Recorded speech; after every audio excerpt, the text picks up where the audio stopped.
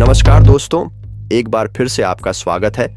कामरूप तिरियाराज का रहस्य में पिछले वीडियो में हमने देखा कि एक ऐसी नगरी जहां केवल स्त्रियों का शासन था और पुरुषों का प्रवेश वर्जित माना जाता था। जमींदार की यात्रा में एक वृद्धा मिली जिसने उसे चेतावनी दी कि ये स्थान सामान्य नहीं है और वहां जाने वाले पुरुष कभी लौट कर नहीं आते। जब मायावी स्त्री ने जमींदार का अपहरण किया, जमींदार जब मायावी नगरी पहुंचा तो उसे एक अद्भुत नगरी दिखाई दी जहां अपूर्व सौंदर्य और भव्यता थी, लेकिन वहां उसे कुछ असामान्य शक्तियों का अनुभव हुआ। उसने देखा कि ये जगह केवल बाहरी रूप से सुंदर नहीं थी, बल्कि यहाँ की स्त्रियां किसी विशेष शक्ति से संपन्न थीं, जिससे पुरुषों पर उनका पूर्ण नियंत्रण था। वो यहाँ इस नगरी में पूरी तरह से फंस चुका था और उसे समझ नहीं आ रहा था कि ये वास्तविकता है या कोई भ्रम। सबसे बड़ा प्रश्न, क्या जमींदार बच पाएगा?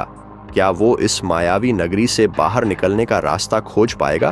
क्या बूढ़ी माता की दी गई सलाह उसके काम आएगी? क्या उसकी पत्नी का सतीत्व उसकी रक्षा कर सकेगा? इस वीडियो में हम इस रहस्य से पर्दा उठाएंगे और जानेंगे कि जमींदार का क्या हुआ। तो बने रहिए इस वीडियो में। मायावी स्त्री जमींदार को जबरदस्ती प्रेम करवाती है। प्रेम करने के बाद उसने जमींदार को फिर से बकरा बना दिया। जब वो स्त्री सो गई तब जमींदार ने सोचा कि ये मौका अच्छा है, तो वो रास्ता ढूंढने के लिए फिर से निकल पड़ा। ढूंढते ढूंढते रास्ते में उसे एक घर के बाहर एक बकरा दिखाई दिया, तो वो उस बकरे के पास गया और उससे उस जगह से बाहर निकलने का रास्ता पूछने लगा। ये सुनकर उस दूसरे बकरे ने रास्ता बताने की जगह उसे वहीं रहने की सलाह देने लगा। कहने लगा कि तुम यहाँ से बाहर जाने के बारे में सोच भी कैसे सकते हो? अगर तुमने ऐसा कुछ भी किया तो मैं अपनी मालकिन को सब कुछ बता दूंगा। बकरे बने जमींदार ने सोचा कि ये तो पूरी तरह से अपनी मालकिन के वशीभूत है, ये मेरी बात ऐसे नहीं मानेगा, मुझे कोई दूसरा तरीका ढूंढना पड़ेगा। तो उसने उस दूसरे बकरे से दोबारा पूछा, अच्छा भाई, एक बात बताओ, तुम्हारी मालकिन, मेरी मालकिन और ये अन्य स्त्रियां जो यहाँ रहती हैं, ये यहाँ से बाहर दूसरी दुनिया में कैसे जाती हैं? तब उस दूसरे बकरे ने डांटते हुए जवाब दिया, अरे तुम मूर्ख हो क्या? तुम्हें बात समझ में क्यों नहीं आती? अभी कुछ दिन बाद ये सभी स्त्रियां एक जगह इकट्ठी होंगी। जिस जगह ये इकट्ठी होंगी वहीं उनके सामने एक पेड़ है और उसी पेड़ में एक रहस्यमय दरवाजा खुलता है जिससे ये बाहर जाती है। लेकिन दरवाजा कुछ क्षणों के लिए ही खुलता है, जिससे बाहर जाना असंभव है। पता नहीं तुम यहां से जाना क्यों चाहते हो? ये स्वर्ग जैसी जगह तो मुझे बहुत अच्छी लगती है। मैं तो अपनी मालकिन की सेवा करके बहुत खुश हूं। अभी थोड़ी देर बाद रात हो जाएगी और मेरी मालकिन मुझे पुरुष बना देगी और फिर मुझे बहुत प्रेम करेगी। ऐसे प्रेम को छोड़कर भला कौन जाना चाहेगा? इसीलिए मैं तो यहां से कभी नहीं जाऊंगा। बकरे बने जमींदार को ये बात अच्छी तरह समझ आ गई कि जादुई स्त्रियों के प्रभाव से इस जगह को छोड़कर कोई नहीं जा पाएगा, फिर चाहे वो बकरा बना रहे या पुरुष बने। यहाँ तो केवल एक मैं ही हूँ जिसके ऊपर इन जादुई स्त्रियों के मंत्रों का असर नहीं है। बकरे बने जमींदार को जादुई मायावी स्त्रियों के एक जगह इकट्ठे होने का इंतजार करते करते 2 दिन बीत गए। तीसरे दिन वे सभी जादुई स्त्रियां अपने अपने बकरों को लेकर उसी पेड़ के पास आकर इकट्ठी हुई जिसके बारे में वो दूसरे बकरे ने जमींदार को बताया था। पेड़ के पास पहुंचकर वो स्त्रियां वहां नाचने लगी। शायद वो इन जादूगरनियों का कोई त्योहार था जिसके बारे में कोई नहीं जानता था, और कोई जानता भी कैसे, क्योंकि सभी मनुष्य जादुई मायावी स्त्रियों के वश में जो थे। केवल एक जमींदार ही था इस समय कि जिसके ऊपर कोई मंत्र असर नहीं कर रहा था। जमींदार ये सब बड़े ध्यान से देख रहा था। उसने देखा कि सभी स्त्रियां नृत्य करने में मग्न हैं, किसी का भी ध्यान बकरों पर नहीं है। उसने सोचा, यही मौका अच्छा है यहाँ से निकलने का, पर निकलूं कैसे? मुझे तो रास्ता ही नहीं पता। काश मुझे रास्ता पता होता। इस प्रकार जमींदार मन में विचार कर ही रहा था कि उसे पेड़ पर एक दरवाजा खुलता दिखाई दिया। जमींदार चौंक गया। उसने उस द्वार से एक स्त्री को अपने साथ एक बकरा बने पुरुष को लाते हुए देखा। वो समझ गया कि हो न हो यहाँ से बाहर जाने का यही एक रास्ता है। जब द्वार से आई स्त्री बाकी स्त्रियों के पास पहुंची तब उन स्त्रियों में से एक स्त्री बोली, वाह, क्या बात है, बहुत सुंदर बकरा पकड़कर लाई हो। अब मैं भी अपने इस बकरे की बलि देकर एक नया बकरा लेने जा रही हूँ, क्योंकि मैं अब अपने इस बकरे से बोर हो चुकी हूँ। इसलिए अब मैं इसकी बलि चढ़ाने जा रही हूँ। जादूगरनी बकरे को उसी पेड़ के पास ले गई और तेज धार वाली तलवार से उसका सिर काट डाला, जिसे देखकर जमींदार डर गया। वो समझ गया कि ये सब बकरे और मैं इन जादूगरनियों के केवल मनोरंजन के साधन है। जब तक इनका जी चाहेगा ये पास रहेंगी और मन भर जाने पर हत्या कर देंगी। लेकिन अब प्रश्न ये उठता है कि जादूगरनी मायावी स्त्रियों के मन भर जाने पर पुरुषों को मारने की क्या जरूरत थी? वो सब उन्हें ऐसे ही अपने वश में करके छोड़ सकती थी या फिर पूरी जिंदगी अपना सेवक भी बना सकती थी। हाँ दोस्तों, बिल्कुल कर सकती थी। पर ये जादूगरनियां तांत्रिक स्त्रियां थीं। काम वासना की पूर्ति के समय इन्हें पुरुषों की शक्ति प्राप्त होती थी, जिससे ये अधिक शक्तिशाली और बलशाली हो जाती थी। यही कारण है कि मन भर जाने पर ये पुरुषों की बलि चढ़ा देती थी। जिस समय वो बलि चढ़ाती थी उसके तुरंत बाद ही वो उसी पेड़ के द्वार से बाहर की दुनिया में दूसरे पुरुष की तलाश में निकल जाती थी और पुरुष मिल जाने पर उसे बकरा बनाकर ले आती थी। उसके अंदर आते ही पेड़ का द्वार फिर से बंद हो जाता था। बस इतने ही समय में कोई अंदर से बाहर और बाहर से अंदर आ जा सकता था। इस तरह से ये मायावी स्त्रियां पुरुषों को लाती और फिर से उनके साथ वही क्रियाएं दोहराती जैसा जमींदार भुगत रहा था, और वो दिन ब दिन शक्तिशाली होती जाती थी।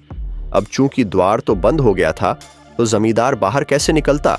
लेकिन सारी प्रक्रिया देखने के बाद जमींदार को निकलने का एक रास्ता मिल गया और वो अब अगली पूर्णिमा की रात का इंतजार करने लगा। आखिरकार जमींदार का इंतजार खत्म हुआ। पूर्णिमा की रात आई और वो सभी मायावी स्त्रियां उसी पेड़ के पास अपने अपने बकरों को लेकर इकट्ठी हुई। जमींदार को भी उसकी मालकिन आकाश मार्ग से लेकर उसी पेड़ के पास आ पहुंची। बाकी सभी मायावी स्त्रियां अपने बकरों के साथ चलकर ही उस पेड़ तक पहुंची। केवल 2-3 ही मायावी स्त्रियां थीं जो उड़कर उस स्थान तक पहुंची थीं, जिसमें कि जमींदार की मालकिन भी शामिल थी। इससे जमींदार ने अंदाजा लगाया कि उसकी मालकिन ज्यादा शक्तिशाली है और वो जल्दी से उसे छोड़ेगी नहीं। जो भी हो, यहाँ से निकलना तो है। ये सोचकर जमींदार मौके का इंतजार करने लगा। जैसे ही उनमें से एक मायावी स्त्री ने उस पेड़ के सामने बकरे को ले जाकर उसकी बलि दी, वैसे ही दरवाजा खुल गया और वो मायावी स्त्री उस पेड़ से नए पुरुष की तलाश के लिए निकलने लगी।